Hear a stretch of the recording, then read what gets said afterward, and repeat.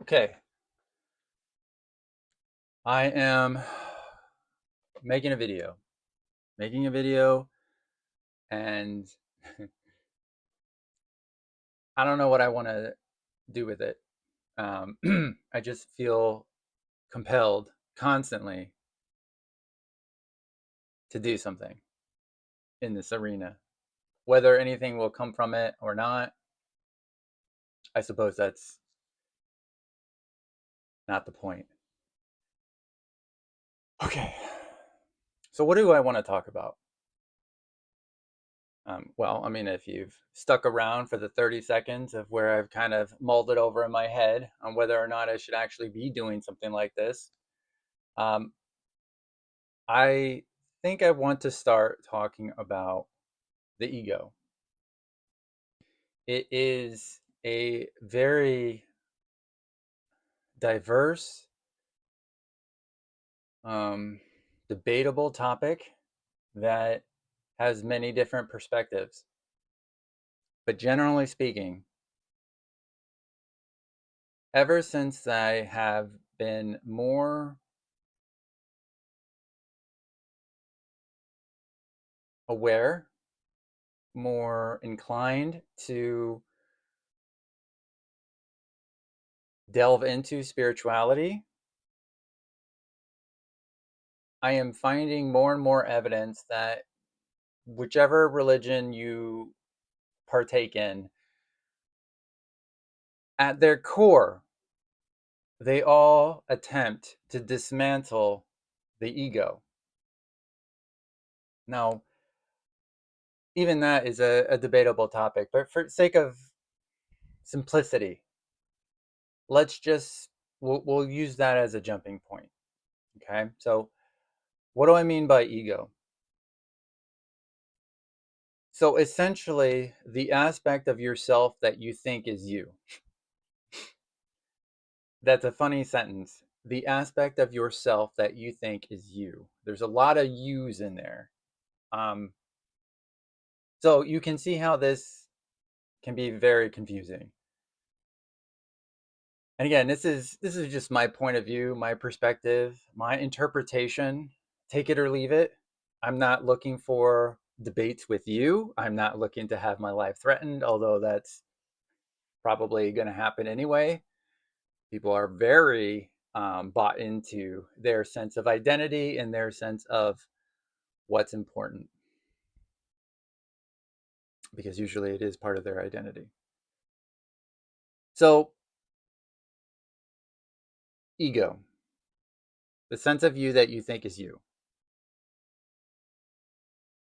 So, the thoughts that you have going on in your head, the ramblings, the nonstop, incessant talking about the minutia of daily life, whether it could be something that happened at work, in your relationship.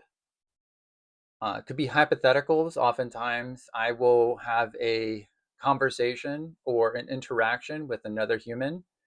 And after that interaction is over, I replay it multiple times in my head because I inquire, I seek to, I seek perfection when it comes to interacting with other people, perfection within myself, of course. So this means that I could have said something a little clearer, been more concise, been funnier. I don't know, a little self-sacrificing joke in there. Um, who knows? Um, we all want to be liked. That's part of the ego identity.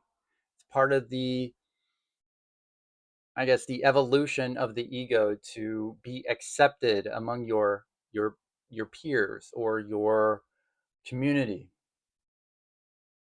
And so, as we're brought up within the paradigm of our current society, within the the parameters that are set from our parents to our teachers, our friends, what have you, um, we all seek to be accepted.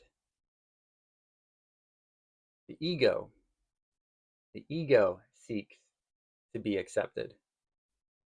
And so bringing it back to religion and how the attempts it makes to dismantle the ego, one of the ways that I mean, there's a lot of different ways, but one of them is essentially, especially in Buddhism, it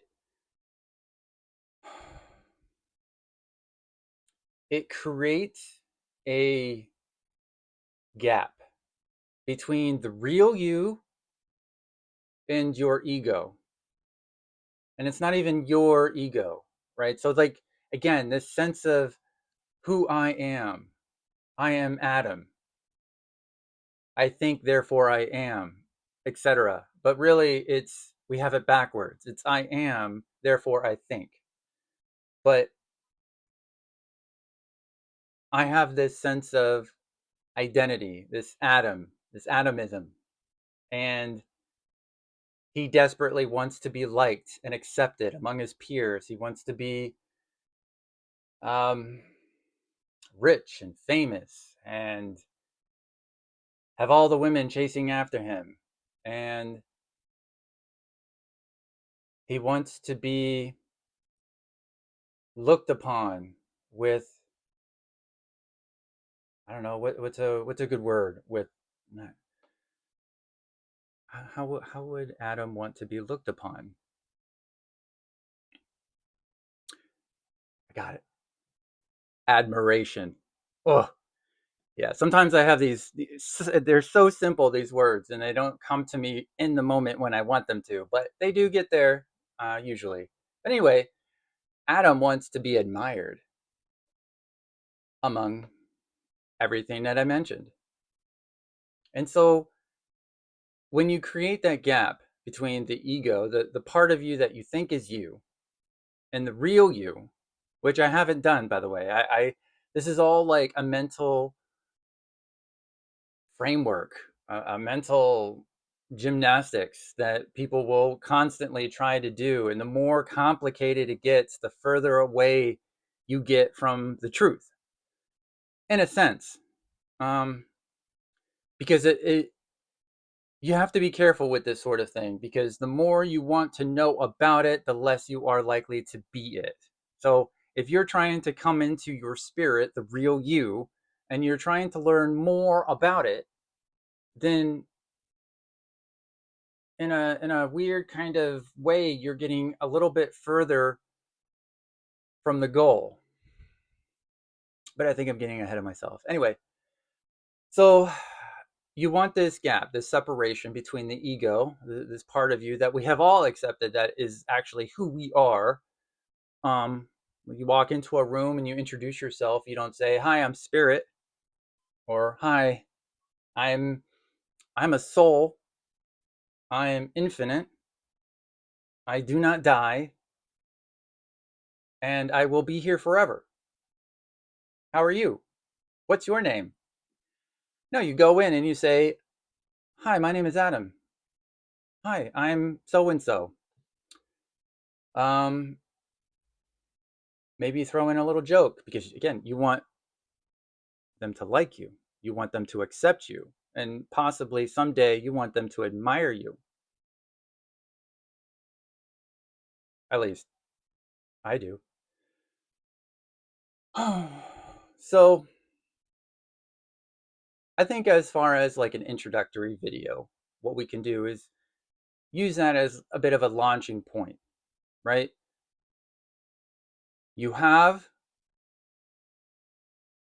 the ego part of you, which has been your identity, the thing that you have clung to your entire life, and it has wrought, brought, and wrought nothing but short periods of joy, maybe. But for me, generally speaking, my entire life has been a bit of a disappointment. um, and I say that with all due respect to it. It took a bit to get here, and I don't think it would have happened I don't think I would be here without that. So there is a certain understanding, a certain respect, a certain compassion that is necessary when you think about these types of things, right? Because to look at it with disdain, with anger, again, it brings you farther away from what you're trying to accomplish. And ultimately, the goal is peace, joy, genuine love, which is a weird thing to say for me. I have been chasing it, love, my entire life. I have found it fleetingly, but it has always been conditional. And so the idea behind the ego, and that we think that it's necessary, our identity, our feelings, our thoughts are all necessary in order to survive in this world. Again, according to what I have gathered from my many years of research, which is like, I don't know, 2 years or something, um, is not true at all. It is like this huge secret that has been told to us for millennia. And are so, we identify so heavily with the thoughts that we have on a daily basis that we are so afraid to let go of them because we won't know who we are without them. I'm 40 years old, 40 millennia. No, I mean, I could be.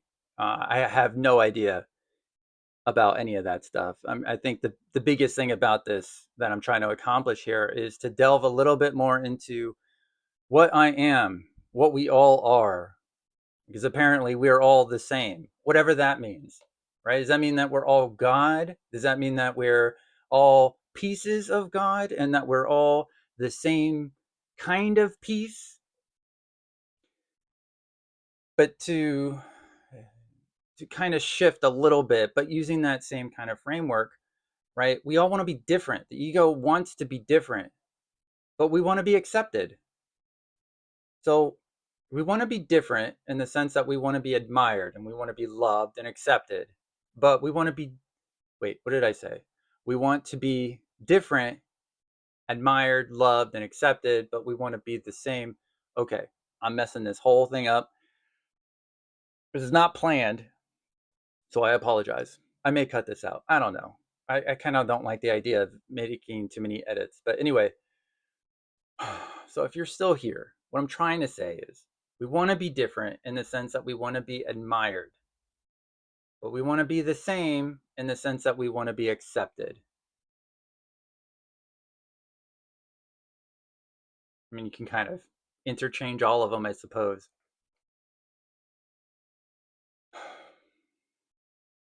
The ego is this necessary thing throughout the evolution of humanity.